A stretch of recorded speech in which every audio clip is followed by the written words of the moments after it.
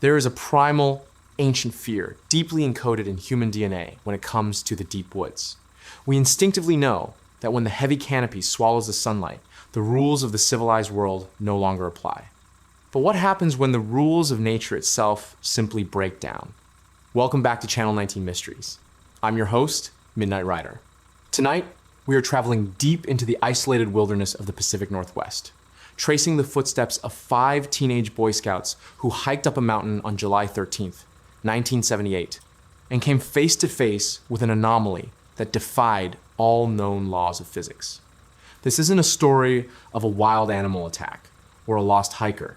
This is a documented encounter with a towering, glitching tier in reality, an event so profound it permanently stopped their watches, shattered their minds, and left behind a toxic, physical residue that still lingers half a century later. Before we step past the tree line into the pitch black unknown, please take a moment to hit that like button, subscribe to the channel, and let me know in the comments below. Have you ever experienced a moment in the woods where everything went completely unnaturally silent? Now, let's get into tonight's story.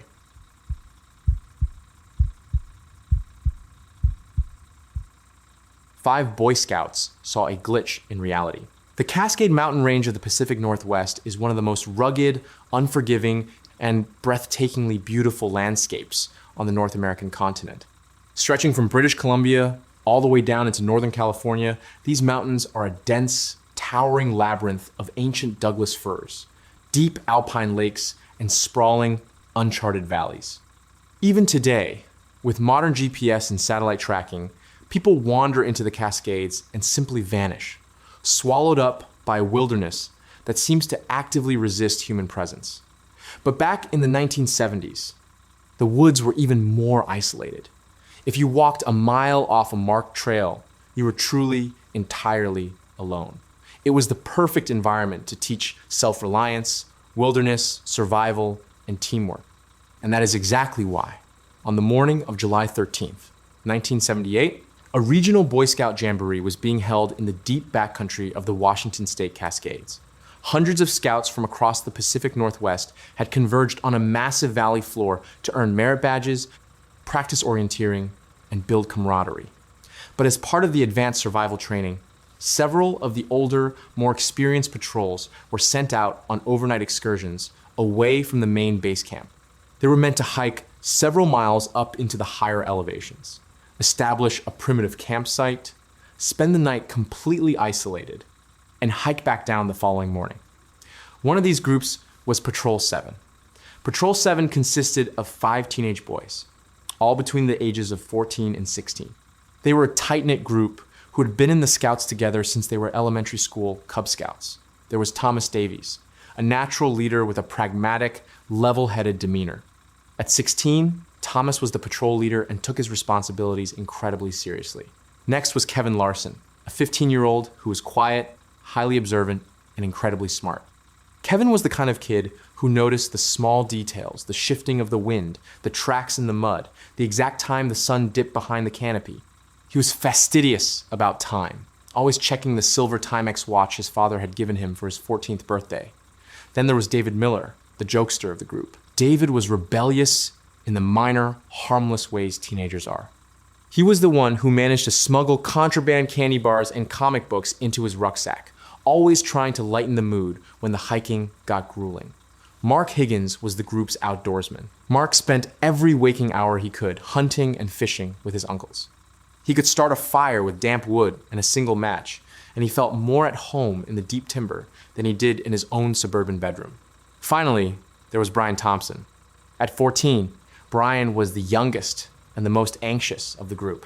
He was prone to homesickness and was easily spooked, but he looked up to the older boys immensely and pushed himself to keep up with them, desperate to prove he belonged. Leading this excursion was Scoutmaster Tom Ross, a veteran of the Korean War and a man who believed deeply in the character-building power of the wilderness. However, Tom was not meant to stay with Patrol 7 for the entirety of the night. His instructions from the jamboree organizers were to hike the boys up to their designated ridge, ensure they had properly set up their canvas tents, and secured their food away from bears, and then hike a mile back down the trail to check on a younger patrol that was camping at a lower elevation. Tom would spend the night with the younger boys and hike back up to retrieve Patrol 7 at dawn. The hike up to their designated spot, a flattened clearing on a high ridge overlooking a sweeping, densely forested valley, was grueling. The July heat was oppressive, and the boys were carrying heavy, military surplus canvas tents, cast iron cooking gear, and their thick sleeping bags. By the time they reached the clearing, late in the afternoon of July 13th, 1978, they were exhausted, sweating through their uniform shirts and complaining loudly. But as the sun began to lower, painting the sky in brilliant hues of bruised purple and burning orange, the complaining ceased. The sheer beauty of the Cascades took over. They were miles away from the noise of the Jamboree base camp.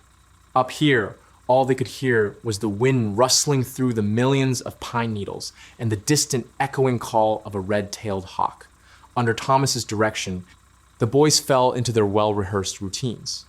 Mark and David began gathering dry kindling and thick logs for the fire. Kevin meticulously mapped out the perimeter of their camp, ensuring the 2 heavy canvas tents were staked firmly into the rocky soil. Brian was tasked with digging a small fire pit and lining it with river stones they had carried up from a creek they crossed earlier.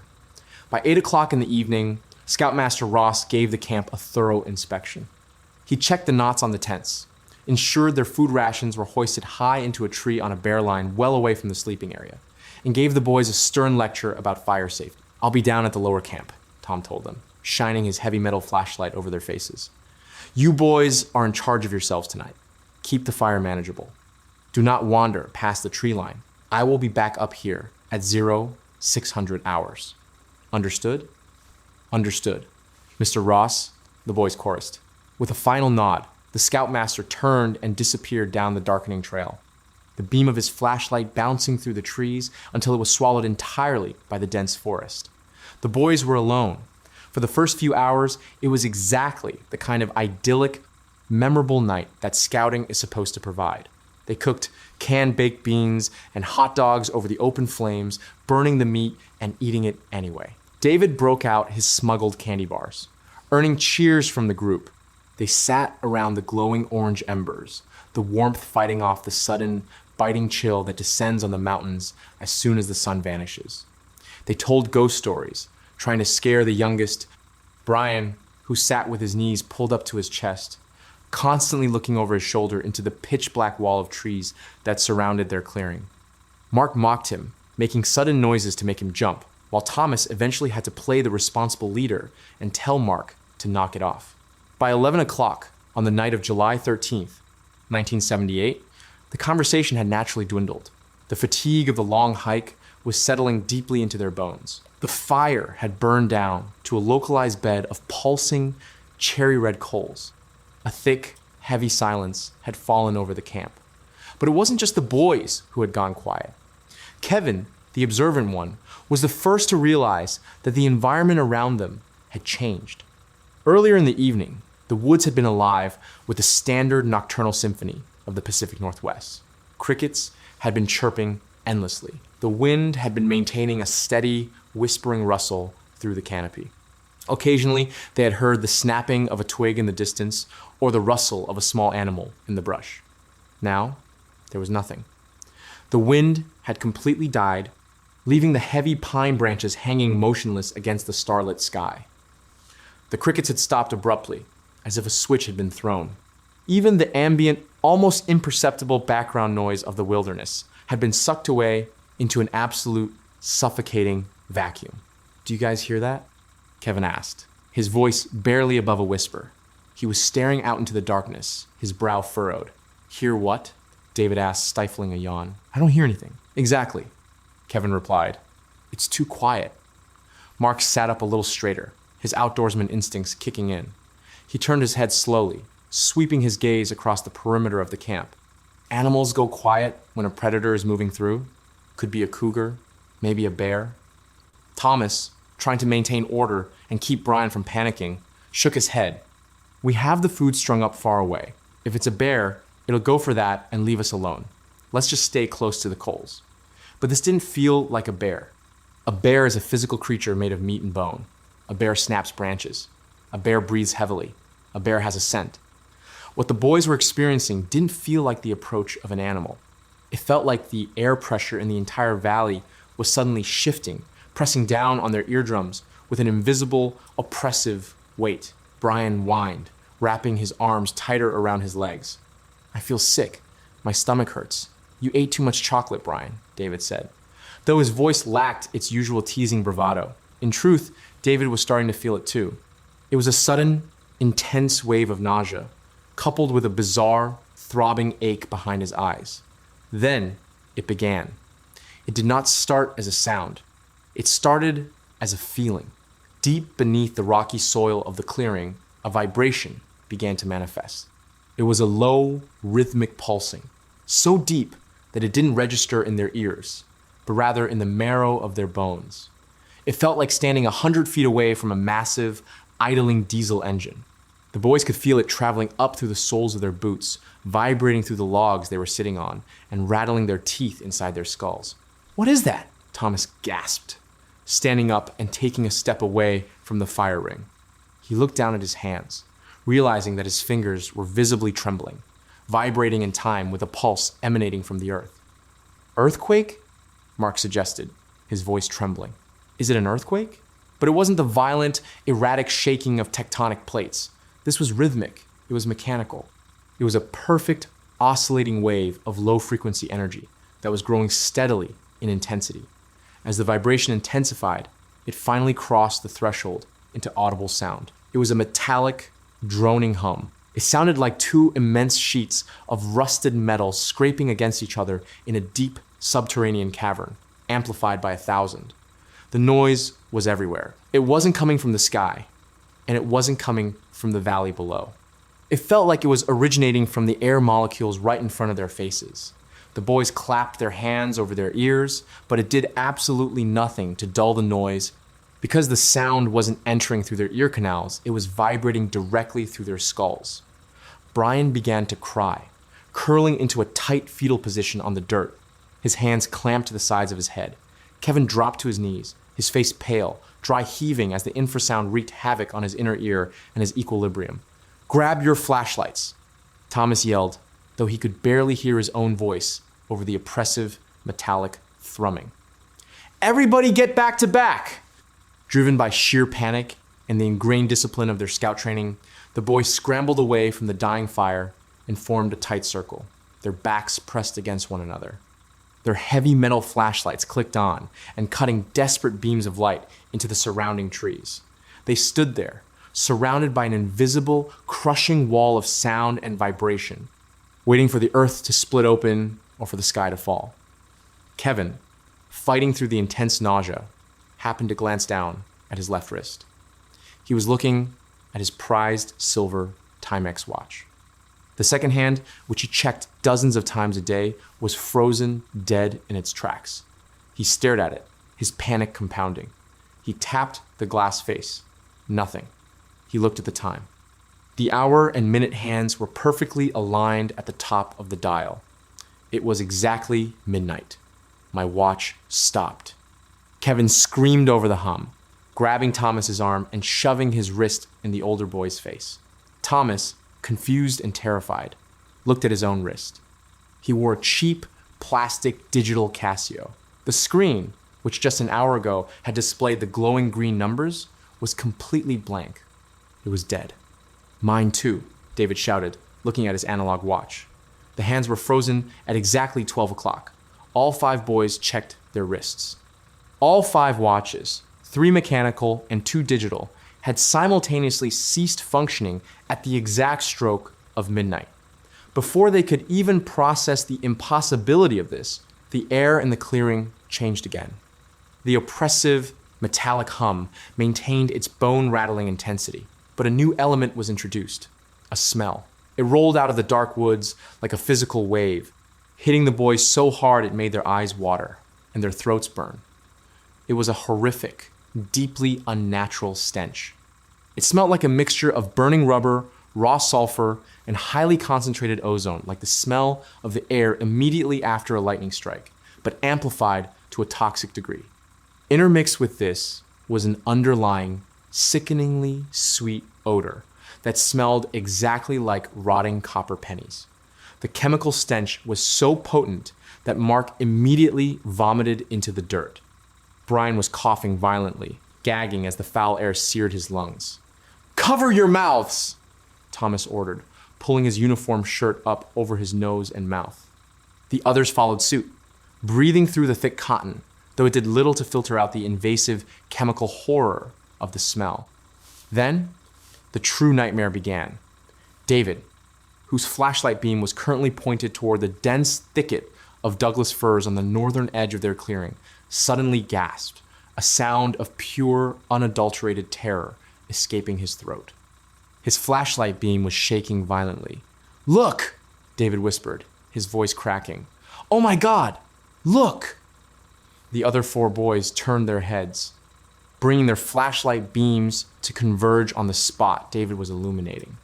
Standing just inside the tree line, barely 20 feet away from where the boys were huddled, was a silhouette. At first, their brains desperately tried to categorize it as something natural, a bear standing on its hind legs, a massive elk. But within a fraction of a second, the primal, reptilian part of their brains screamed that what they were looking at was profoundly, fundamentally wrong. It was incredibly tall, easily standing 8 or 9 feet high, dwarfing the lower branches of the pine trees around it. But it was agonizingly thin. It looked like a stick figure drawn by a deranged child and brought to life. Its exterior did not look like flesh or fur or clothing. In the combined glare of their 5 flashlights, the entity seemed to absorb the light rather than reflect it. It looked like a tear in the fabric of the night itself, a solid mass of absolute, impenetrable blackness that possessed a faint, shimmering outline, almost as if the air around it was boiling. But it was the creature's anatomy, its physical structure, that broke the boys' minds. As it took a step forward, emerging slightly from the cover of the trees, its movements defied every known law of skeletal physics. When a human or an animal walks, there is a fluidity to it, a mechanical logic of joints bending and muscles contracting. This thing did not move like that. When it lifted its leg, the limb didn't bend at a knee. Instead, the entire leg seemed to fracture into multiple, sharp, jagged angles, folding in on itself like a collapsing radio antenna before snapping back out to place its foot on the ground. Its arms, which hung down almost to the soil, moved with a horrifying, jerky, stop-motion quality. It moved as if it were existing in a different frame rate than the rest of the world, stuttering and glitching forward through space. "What is that?" Brian sobbed, his voice muffled by the shirt held over his mouth. "Thomas, what is it?" Thomas couldn't answer. He was completely paralyzed. His mind, usually so analytical and pragmatic, simply shut down. He was trying to process the geometry of the creature, but it hurt his eyes to look directly at it. Its edges seemed to shift and blur, constantly redefining themselves. The creature took another step into the clearing, the low-frequency hum vibrating with such intensity now that the boys felt their vision begin to blur.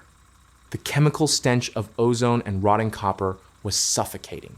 Then it raised its arm. The limb shot upward with impossible speed, lacking any wind-up or fluid motion. 1 second it was hanging by its side. The next second it was raised, pointing a long, impossibly thin appendage directly at the cluster of terrified teenagers. At that exact moment, the 5 heavy metal flashlights the boys were holding simply died. They didn't flicker. The bulbs didn't dim.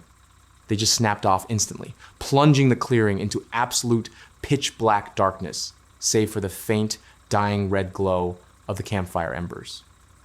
In the darkness, the panic truly set in. Brian began to scream, a high-piercing wail of absolute terror. Mark grabbed Brian and pulled him to the ground, lying on top of him to protect him. Kevin and David fell to their knees, clutching their heads, overwhelmed by the deafening hum and the toxic air. Thomas stood his ground, his eyes wide in the dark, straining to see the silhouette against the slightly lighter backdrop of the night sky. He could still see it. It was standing there, towering over them, its arms still raised, pointing. It did not attack. It did not speak. It simply stood there, radiating that bone-crushing vibration and sickening stench, observing them for what felt like hours, but was likely only a matter of minutes. The standoff continued. 5 teenage boys, utterly broken by the presence of something that simply should not exist, and the towering, glitching shadow that commanded the clearing. And then, as abruptly as the entire ordeal had begun, it ended. The metallic, low-frequency hum didn't fade away, it just stopped instantly, leaving behind a ringing silence that was almost painful. The oppressive pressure on their chests vanished. Thomas, gasping for air, as if he had just breached the surface of a deep pool, fumbled in his pocket. He pulled out a small box of matches he carried in his survival kit. His hands were shaking so violently, he dropped 3 matches before finally striking one against the abrasive strip. The small, yellow flame flared to life, casting a weak, dancing light over the immediate area. Thomas held the match up, squinting toward the tree line. The entity was gone. There were no crashing footsteps retreating into the brush. There was no rustling of branches. It had simply ceased to be there. "It's gone," Thomas choked out, dropping the burned-out match and striking another. "It's gone. Everyone get up. Get up." He moved quickly to the fire ring, throwing dry pine needles and small twigs onto the remaining embers, blowing desperately until a small flame caught. Within minutes, he had built the fire back up to a roaring blaze, desperate for the light and the illusion of safety it provided. The boys gathered tightly around the flames, shivering uncontrollably despite the July heat. They were covered in cold sweat, their faces pale and drawn. Nobody spoke. Nobody asked what it was. The sheer trauma of the event had rendered them entirely mute. They sat in a tight, protective circle, their backs to the fire, staring out into the darkness with wide, unblinking eyes until the sun finally began to bleed over the horizon on the morning of July 14th, 1978. At exactly 6 o'clock in the morning, Scoutmaster Tom Ross came hiking up the trail, his face flushed from the exertion. As he breached the clearing, he expected to see the boys breaking down their tents and packing their gear. Instead, he found a scene that would haunt him for the rest of his life. The 2 canvas tents were untouched. The boys' sleeping bags were still rolled up. The fire was a massive, smoldering pile of ash, having clearly been fed massive amounts of wood throughout the night. And the boys themselves were sitting in the dirt, huddled together in a tight knot. They were entirely catatonic. They were staring blankly ahead, their uniforms covered in dirt and what looked like dried vomit. But what hit Tom the hardest, before he even spoke a word, was the smell. As soon as he stepped into the clearing, he gagged. The entire campsite reeked of a noxious chemical odor. It was the pungent, burning scent of ozone mixed with the sickly, sweet smell of rotting copper. It was baked into the dirt, clinging to the canvas tents and radiating off the boys' clothing. "Boys?" Tom asked, dropping his pack and rushing forward. "Thomas? Kevin? What happened here? Is everyone okay?" None of them answered. Brian just whimpered, rocking back and forth. Thomas looked up at his scoutmaster, his eyes hollow, and simply shook his head slowly. Tom didn't press them for answers. His military training took over. He realized these boys were in deep systemic shock. He quickly packed up their gear, gagging constantly at the chemical stench that permeated everything he touched, and strapped as much as he could carry onto his own back. He essentially had to herd the boys down the mountain, physically guiding them by their shoulders as they stumbled blindly down the trail. When they finally reached the Jamboree base camp, chaos ensued. The medical staff immediately evaluated the boys. Physically, aside from exhaustion and minor dehydration, they were unharmed. But psychologically, they were entirely shut down. The local park rangers and eventually the county sheriff's department were called in. Given the strange, catatonic state of the boys and the horrific, unexplainable stench on their gear, the authorities initially suspected they had stumbled upon an illegal moonshine still or a primitive narcotics operation and had been exposed to toxic chemicals. But when the boys finally began to speak, isolated in separate rooms during their interviews, the story that emerged baffled the investigators entirely. The police expected conflicting stories, perhaps a cover-up for some adolescent misbehavior. Instead, what they got were 5 utterly identical, perfectly synchronized accounts. Thomas, Kevin, David, Mark, and Brian, without having any time to collaborate or get their stories straight, recounted the exact same sequence of events. They described the silence of the woods. They described the low-frequency, bone-rattling hum. They described the overwhelming nausea. They described the towering, impossibly thin silhouette that moved with fractured, broken geometry. They described the flashlights all dying simultaneously. The detectives, highly skeptical, pushed back. They tried to poke holes in the boys' stories, suggesting they had eaten bad food, hallucinated, or orchestrated an elaborate prank. But then, the physical evidence was placed on the table. First, there were the watches. The investigators had collected the personal effects of the boys. When they lined up the 5 watches, Kevin's Timex, David's analog, Thomas's digital Casio, and the other 2, they found an impossible anomaly. All 5 watches, 3 mechanical and 2 digital, were broken, and all 5 were permanently frozen at exactly 12 o'clock midnight. The mechanical watches hadn't simply wound down. Their internal gears had been completely fused together, as if exposed to an intense, localized electromagnetic pulse. The digital watches had their internal circuitry completely fried. The probability of 5 separate watches, of different makes and models, suffering catastrophic, simultaneous failure at the exact same minute was statistically impossible. Then there was the gear. The sheriff's department impounded the boys' canvas tents, their backpacks, and their uniforms to run chemical tests, still convinced they had been exposed to a man-made toxin. The lab results came back entirely inconclusive. The chemists could identify the presence of heavy ozone and traces of highly oxidized copper, but there was no recognizable chemical compound that matched the sheer potency and staying power of the stench. It wasn't a known narcotic, nor was it a byproduct of any known industrial process in the area.